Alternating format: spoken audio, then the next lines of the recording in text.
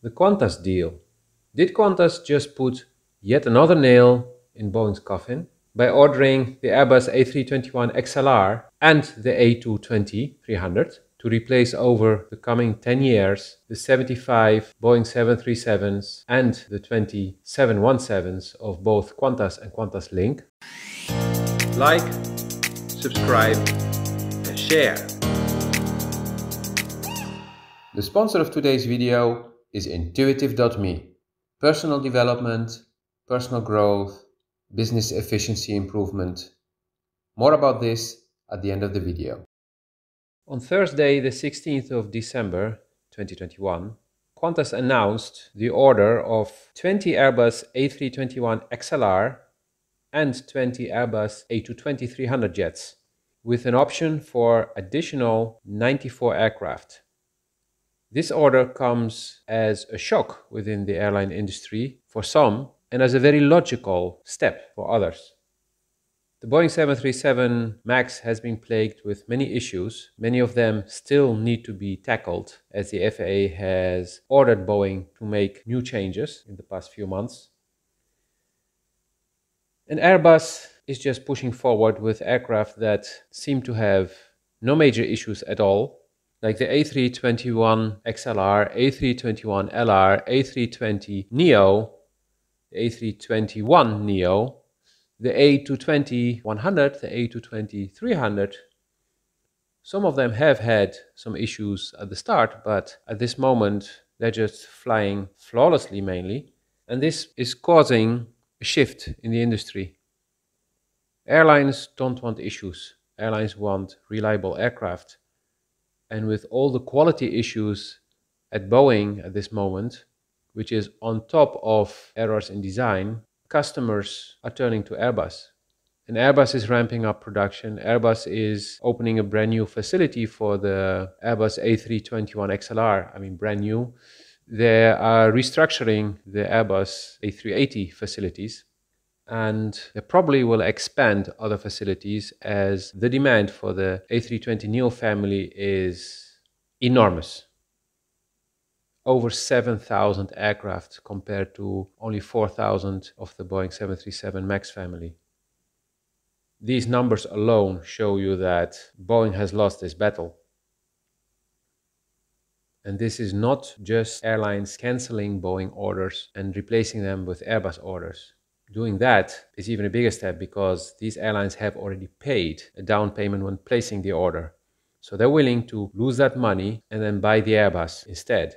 But we're now talking about major airlines that have considerably large Boeing fleets. I'm talking mainly about the 737 now, who are, after 10, 20, 30, sometimes 40 years of loyal Boeing 737 customers, switching to Airbus. That's a clear sign that Boeing has lost its game. Boeing is unable to convince customers at this moment, loyal customers, to stay with them. I'm not talking about smaller companies that can get convinced with some extra discounts. I'm talking about companies who are big, who are relying on their fleet to be always operational. These companies are making the shift. And it's not just companies within Europe at this moment. You could say, Europe, so it's the home base of Airbus, especially Air France, who made the shift already many years ago. You can say, but it's France, it's domestic production, so their bias. No, I'm talking about now companies that have always been Boeing allies, that are literally in the Boeing backyard, who are saying, I'll shift. I'll make the change because safety first. This is definitely something you will never hear at Boeing at this moment. I mean, for the past 5 years, at least, safety first was not something you would hear anywhere within Boeing. At least not in the top management, not even the middle management. And that's the reason why companies are shifting. So, how many more nails will be put in the coffin before the burial? That's an interesting question, I think. And by the burial, I mean Boeing announcing a clean sheet 737 replacement. And I've talked about this in a previous video, where I talked about what the future aircraft would be. And Embraer was supposed to play a role in this.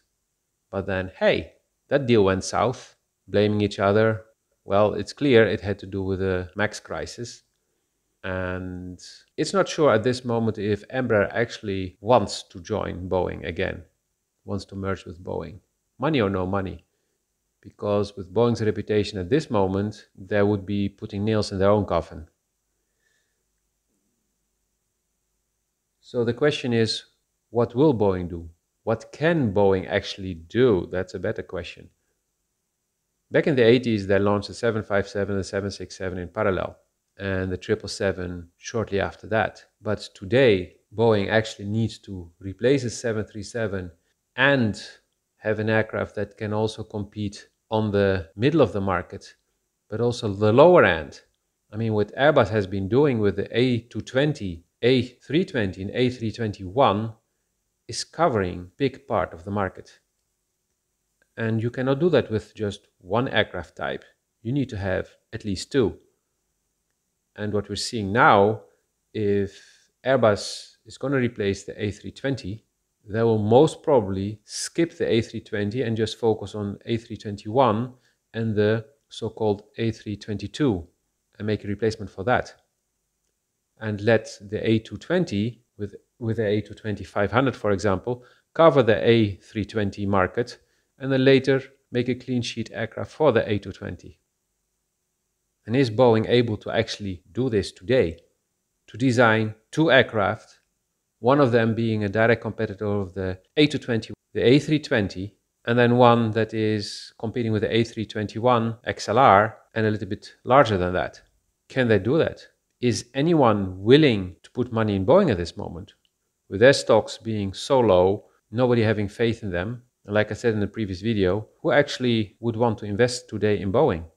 Whoever trusts them to say, hey, I'll put my money there because I know I'll get return on investment. Most people won't. For this to change, Boeing needs to change from within.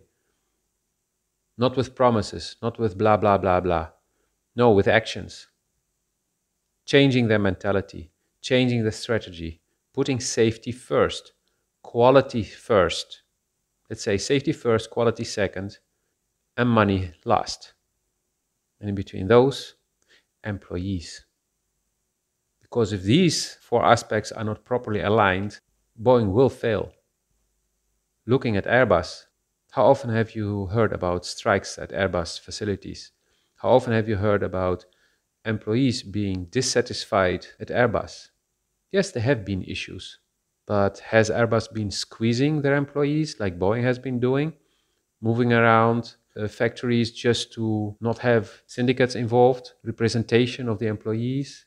Boeing has been doing everything to just mistreat and abuse their employees, going to the minimum of the letter of the law, which is unethical. And this, on top of other issues with mentalities, has led to this huge crisis where Boeing is. And because the management hasn't changed, yes, Muhlenberg, he left. Yeah, he was a scapegoat. But then most of the rest just stayed. So Boeing actually didn't change. The people in charge, who were in charge during the MAX crisis, are still in charge today. Muhlenberg was just one of them. He was not the real boss. The ones who were really in charge and pushed him are the ones who are still in charge today. That's a true issue at Boeing. And it's part of what's going on in the world now. If you have been following my other channel, you probably know that I've been talking a lot about changes happening. And one of the changes is that people are slowly waking up and lies are coming to the surface. The issues at Boeing is just an example of that. They have been hiding a lot for many years, but it has all been coming to the surface. That's why Boeing is suffering now. It's not new what's going on at Boeing. It has been going on for at least a decade now, but it's coming to the surface because people do not accept the crap anymore. And this you will see in many industries. That's why there are so many corporations that are starting to fail today. So the question is, how smart are they really at Boeing? Or will we see Boeing fall apart? Because the way it looks now, Boeing Defense and Space are doing okay. Mainly defense. Space is struggling because SpaceX is kicking their butts as well. But Boeing commercial aircraft, they could choose to just dissolve it. because it's not making any profit at all. It's only making huge losses. So in many other cases, a large company would just dump the division that's not profitable. But there is some American pride involved, and so Congress may not allow that. But from a business perspective, they would love to sell it to the Chinese, and the Chinese would love to buy it. But I guess for now, that wouldn't be really possible. Although with the political changes in the US, it could still be possible. As China has been buying up so much already in the US, they may in the end buy Boeing commercial aircraft and then keep part of it in the US, but migrate big part of the technology to China, and then we'll start to see more Chinese aircraft emerging, which could be interesting for the market. Time will tell. See you in the next video. So, the sponsor of today's video, Intuitive.me. You must say, hey, Intuitive. Yes, you got it. That's my main job. These videos that I'm recording here on aviation, they're just for fun. They're my hobby. They're my passion. And that's what Intuitive.me is about. It's about discovering what you really love to do and start doing it. It's about discovering who you are, finding your inner peace, dealing with those triggers, those things that really piss you off when they happen and you lose control over yourself. It's dealing with things that have been there for a long time, like blockages and trauma. It's finding your ideal partner. It's changing things in your life that you have no clue how to change, but you really want them to change. And as I always say, asking for help is not a sign of weakness, it's a sign of strength and a sign of true smartness. Because the real smart people and the real successful people, they have coaches, they have mentors, yes, plural. So click the link in the description and have a look. If you've watched this far, then probably already resonate with me, so maybe it can help you. Click the link in the description. If you disliked the video, you do this. If you liked it, thumbs up, share and subscribe.